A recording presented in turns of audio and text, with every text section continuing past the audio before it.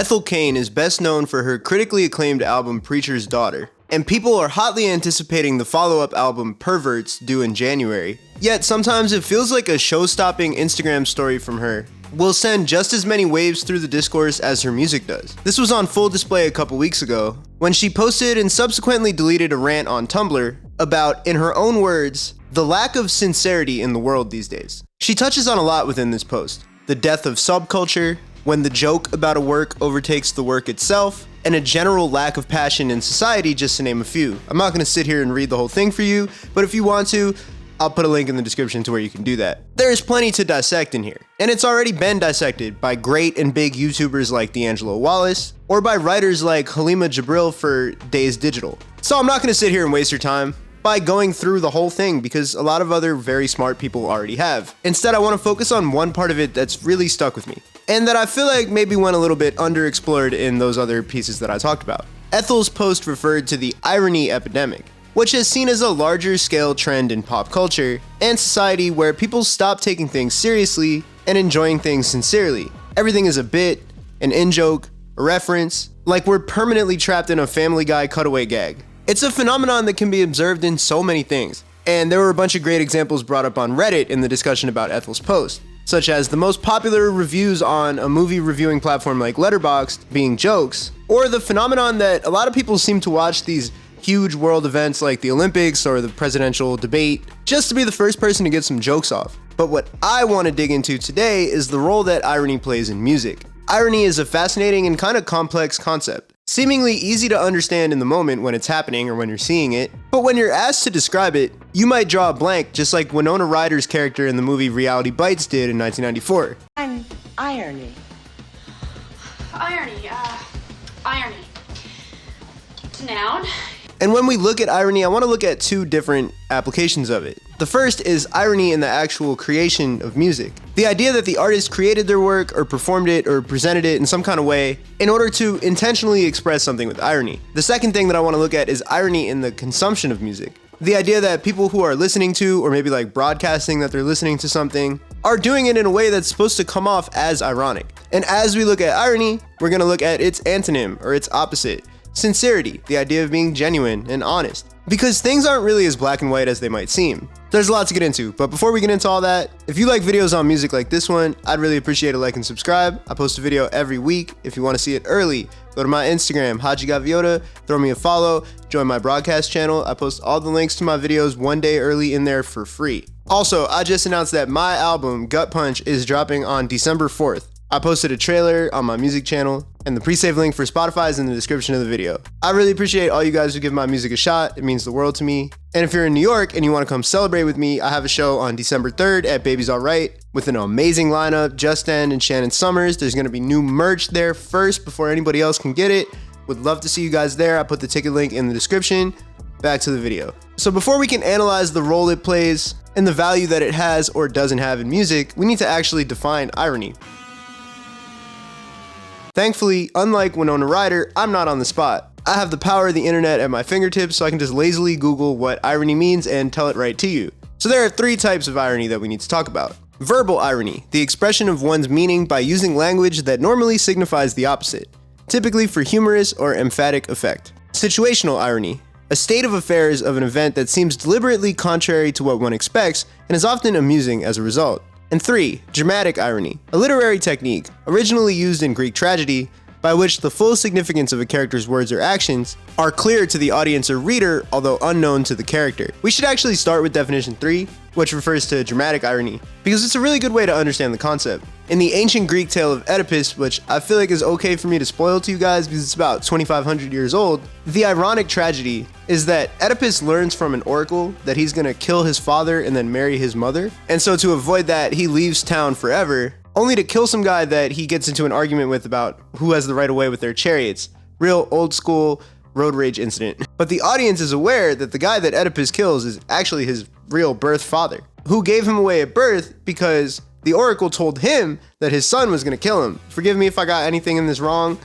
I haven't read this actual play in like 15 years. But yeah, I think that pretty much sums it up. The tragic irony is that the whole time the audience is fully aware of what's playing out, but the characters aren't. And dramatic irony like that relies on the existence of a double audience. There are some people who get it, some people who don't. If you know, you know. In the case of Oedipus, he's the one audience, and everybody watching it or reading it is the other audience. This was defined by Henry Watson Fowler, who wrote the book The King's English back in 1906. At the time, it was intended to be the definitive book for how to use the English language. So if there's anybody who's an expert on like what a word means, it's probably that guy. Or at least he was, because I don't see anything about aura or riz in here. Going back to these ancient Greek tragedies and old English books will help us understand like the root of the concept. But I think we'd be missing a lot of context if we stopped there. Ethel Cain was not talking about Henry Fowler or Sophocles. Dramatic irony is most of the time reserved for TV shows and movies and books. And the two more common types of irony that we're really going to be talking about are situational irony and verbal irony. Verbal irony is when you say something that means the opposite of what you actually mean. This can include sarcasm, but it's not always the same thing.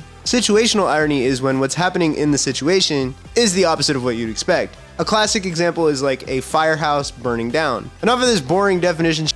Let's get to music. An example of situational irony in modern music could be the song Loser by Beck. Beck, for those who don't know him beyond the time that he beat Beyonce out for Album of the Year and pissed a lot of people off, is a very popular folk pop artist, or at least he is now. Earlier in his career, he was like basically homeless, playing these gigs to nobody, or at least nobody who actually wanted to listen. But he somehow found his way in a session with a producer named Carl Stevenson, who had a lot of experience working on rap music. And there was a thought that maybe Beck's like lyrical folk style and rap production could make something kind of cool. So he tried rapping on the song, but he felt like he sucked. So then he ended up writing an entire hook, making fun of himself for how much he sucked at rapping. I'm a loser, baby, so why don't you kill me? The irony is that the song peaked at number 10 on the Billboard charts. It's the reason why anybody knows who Beck is today. And it was named by Billboard in 2023 to be one of the 500 best pop songs of all time. It's a smash hit of a song about how bad he felt like he was at making that song. That's a good example of situational irony, although it wasn't Beck's intention. He actually had to be convinced to release the song in the first place because he kind of felt like it was just kind of whatever. A couple years after Loser, Alanis Morissette had a song called Ironic that hit number 4 on the Billboard charts. In the lyrics, she lists off situations that she, in the moment, thought were ironic, although much debate was inspired about whether or not any of those things were actually ironic at all. The whole Genius page of the song is breaking down the lyrics line by line and being like, is this ironic? I don't know. She did an interview in 2014 where she acknowledged all that, and then she mic dropped on her critics with one bar. It is ironic that a song called Ironic isn't filled with ironies. Waiting 18 years to hit the world with a comeback like that probably felt really good. And there are tons of fun examples of the double audience that we talked about before in music. A personal favorite of mine is the song Taking Care of Business by Bachman Turner Overdrive. You know, it's the one that's like, taking care of business. The song is all about how, as successful musicians, they live way easier lives than the real blue-collar workers, people who clock in and clock out every day and put it all on the line to feed their families. Well, the hook is shouting, taking care of business, so if you're not really listening, you're like, oh yeah, these guys are taking care of business. The last line of the verse right before the chorus is, I love to work at nothing all day. So when Office used the song in a commercial in 1999, or Hillary Clinton used the song at her rallies in 2008 when she was running for president the first time, they were the second audience. They were seemingly unaware of the song's original and intended meaning. So in that moment, they accidentally were declaring that they weren't gonna do shit. But these are not really the examples of what I would imagine Ethel Cain is talking about. We need to go a bit further into the future, or the present, and leave the realm of irony to enter the next stage of the expanding brain meme, post-irony. The definitions get even more complex once we get into all this, but basically, post-irony is like looping all the way back to being sincere through irony. If irony subverts your expectations by doing the opposite, then post-irony does it again by being sincere in a world where everybody is ironic. This YouTuber Dreg, I think that's how you say his name, Dreg, did a really good breakdown of it if you want a more detailed explanation, so I'm gonna leave that in the description. A good place to start with post-irony in music, maybe to help you understand it, is Lil B, the bass god. Lil B straddles the worlds of ironic and sincere in a way that leaves many unsure of what his actual intentions are. His output probably looks a lot less weird today, especially with rappers like RXK Nephew and Miles having popularity. But trust me, as the resident unk at the time, Lil B was like revolutionary stuff. And some people even from then might not know that his rap career actually began back in 2006 as a member of the rap group The Pack, who had a popular song called Vans. Got my Vans on, but they look like sneakers. Got my Vans on, but they look like sneakers. The song made it all the way to number 5 on Rolling Stone's Top Songs of 2006 list. It's a Bay Area rap song about wearing Vans and skating, and it's pretty like straightforward and fun. But Lil B's solo output was not as assimilation friendly. At a time when the rap industry was still dominated by the radio and labels and straightforward, sincere rap music, Lil B was a weirdo and a disruptor, sent from the darkest, cobweb-filled halls of an internet message board. His mixtapes were long as hell, his flow was irregular and not at all catered to the Hot 97 or Power 105.1 audience. He made songs that felt more intentionally trolly, especially songs like the ones he made with his cat, Kiki. A true visionary, he made a song called Swag Like Ohio like over a decade before Ohio became like a brain rot meme, which of course meant the song would resurface and reach a whole new audience in the past year or two.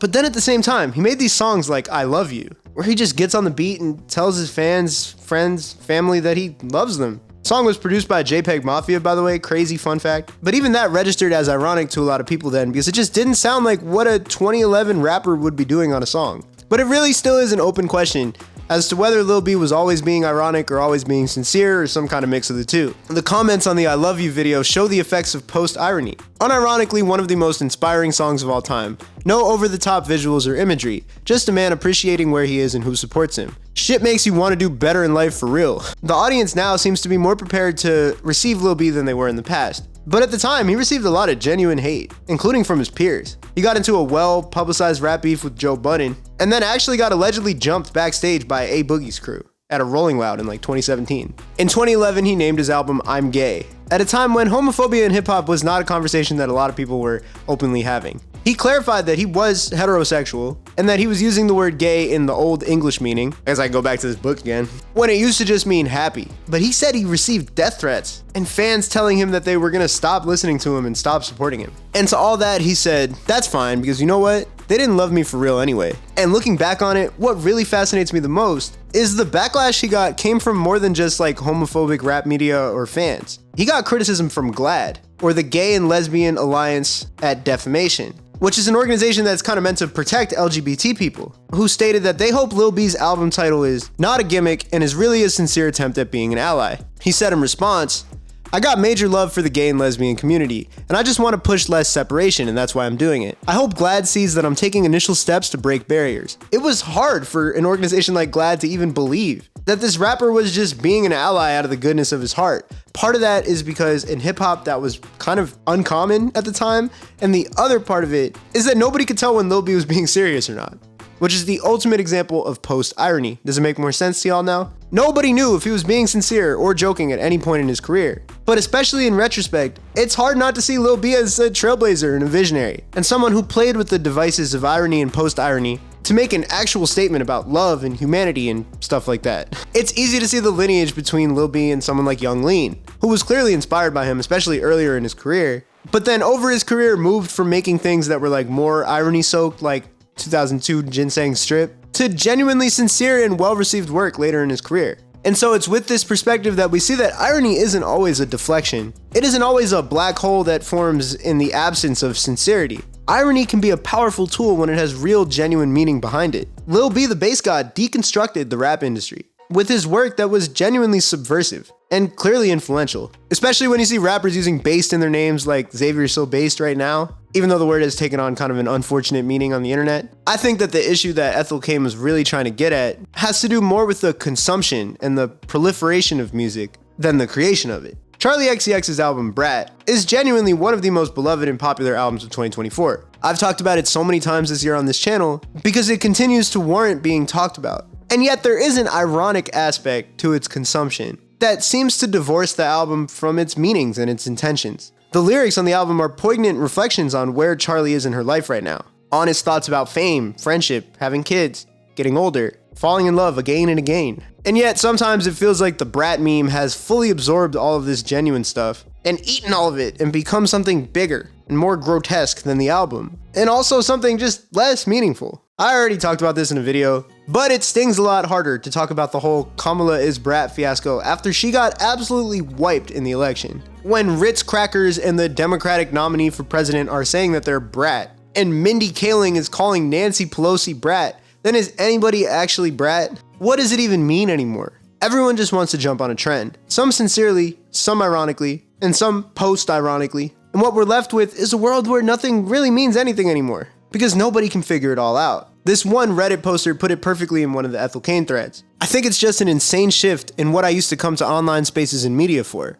I used to consume media for escapism, But now the all-consuming nature of social media has become everything is an ironic mess and everything is a joke. So why is this all happening now? I think a big part of it is how ubiquitous social media has become, and how much we're constantly blasted with information. Of course, music and the culture surrounding it is just one subset of this whole bigger problem. For example, while I was working on this video script, I saw that chill guy dog meme for the first time. A couple hours later, I saw multiple brands use it. I saw musicians use it for promo. I saw people use it for a crypto rug pull that cascaded into the original creator of the comic being doxxed on the internet. This all happened in like under 48 hours. This is the meme cycle now. It's that fast, and it feels like every time there's a new meme, it happens even faster. I would feel sick to my stomach if I saw another one of those dog memes. At least Brat took like a month before it ended up in presidential elections. Can you imagine if that came out during the election? There'd be like Donald Trump chill dog memes and shit.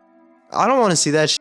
So as social media became more and more ubiquitous, it replaced the niche and more segmented world of the old internet by funneling everything through this endless stream organized by an algorithm. In the old days, people would go on websites or forums for their niche interests. Like I love video games, so I'll go on like game FAQs, which I always said as game facts in my head as a kid, but that's probably not what it was. I'll go on websites like Kanye Tither or KTT for music stuff. These websites had their own cultures and in-jokes and collections of information for anybody to come and find things. And it was mostly reserved for people who genuinely enjoyed a fandom and wanted to dig into it on a deeper level. Now those in-jokes and memes are just shot out into the ether, and the algorithm tries its best to send it to the people who are going to actually understand it for what it is. But it doesn't do a perfect job of that. So jokes, bits, and content leave their intended audiences, which essentially recreates the double audience effect that we talked about all the way back in Greek tragedies. One group gets the joke, the other group doesn't, and then they each engage with it accordingly. Like two blindfolded guys trying to operate a tandem bike. But to me, I think the deeper cause of all this dread around the landscape of ironic consumption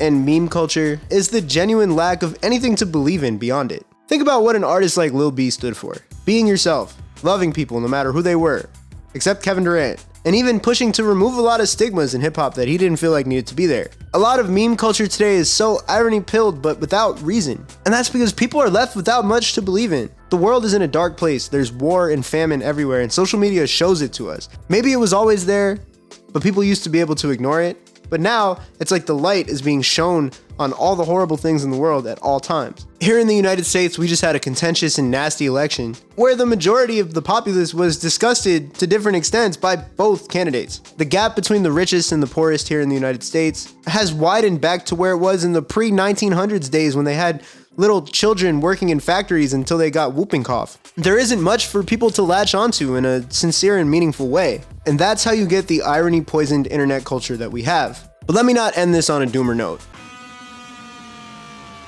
I do think that sincerity is the key to restoring that feeling of genuine love and enjoyment in online circles and just in life in general. I personally have found a lot of fulfillment in talking about music trends and music that I love over here on YouTube over the last year or so. And YouTube is an amazing platform with a lot of great and well-intentioned creators. But the music space definitely also has a lot of negative content. Things along the lines of the rise and fall of, name some artist or rappers who fell off. And so I've tried my best to avoid adding to that pile of negative content. And I'd rather talk about things that genuinely make me happy and excited. Because there still is a lot of that, despite the dark cloud that hovers over the whole world. And parallel to that in my own music career, I've sought out trying to make the music that makes me happy. Not stuff that I think might go viral, stuff that I think might make me more money. I've just been like, man, let me make the stuff that I want to hear. I think people have made it clear in 2024 that they will reject things that they find to be transparently insincere. Look at the reaction to Katy Perry's Woman's World. I love Gabby Bell's breakdown of that song. If you want to see a better explanation of it, I'm going to put that link in the description as well. But at the same time, I really want to caution against the idea that just because something is sincere, that means it's good, and because something is ironic, that means it's bad. Like I showed before, irony is a powerful device in art when it's used correctly, and it can be uniquely effective in pointing out hypocrisy and helping lead to meaningful change. But it has to be attached to a genuine message. Something can be genuine, but then also be genuinely not that good. And I also don't want to come off as the fun police, because I love a good dank meme from time to time. I just think it's important to remember that there's a time and place for everything, and I feel like we can all make more time for genuine enjoyment and genuine celebration of things that we think are good. But don't forget that, and keep doing it. Let me know what you want me to cover next. Peace.